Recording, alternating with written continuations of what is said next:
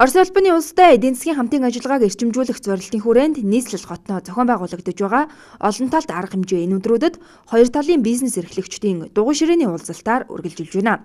Манай улсаас тус улстай хийх экспорт импортын мөнгөн дүнгийн хэмжээ харьцангуй бага байгаа. Иймд энэ харилцааг идэвхтэй дэмжиж бизнесийн эргэлтийг сайжруулж болох чиглэл бүрийн асуудлууд дугуй ширээний уулзалтын гол сэдэв байлаа. Орос улбаны улстай хил залгаа алтан бодог КХ-таар худалдааны чөлөөт бүсэд байгуулж байгаа. Чөлөөт бүс үйл ажиллагаатай дээр танилцах. За мөн одоо манай энэ үндэсний хөтөлбөр байгаа 100 мянган айлын орон сууц хөтөлбөртэй танилцах. Энд бол яг олон барилгын компаниуд энэ бүрэлдэхүүнд ирсэн. Тэгмээс барилгын компаниудад энэ хөтөлбөрт оролцох боломж юу байна? Өөрийнхөө чанартай Оросын бараа бүтээгдэхүүнийг санал болгох, хамтарч одоо энэ дээр тендерд оролцож оролцох боломж юу байна гэдэг бол хууль эрх зүйн орчныг бас давхар судалж авч байгаа. За хоёр талын эдийн засгийн хамтын ажиллагааг шинэ алхамд хөгжүүлэхэд гайлын татвар болон түүнтэй холбоотой хууль журмыг иргэн нэг харах шаардлагатай байгаа юм а.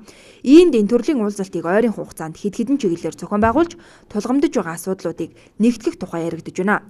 Орос улбаны улсын эрх хүмүнчаас нийгмийн чухал олон салбарын томоохон төлөөллүүд хүрэлцэн ирсэн. За тэд өөрийн салбараас хамтран ажиллаж болох ажлын судалгаа гарган цаг үеийн байдалтай уялдан ажиллах зорилготой байгаа юм а.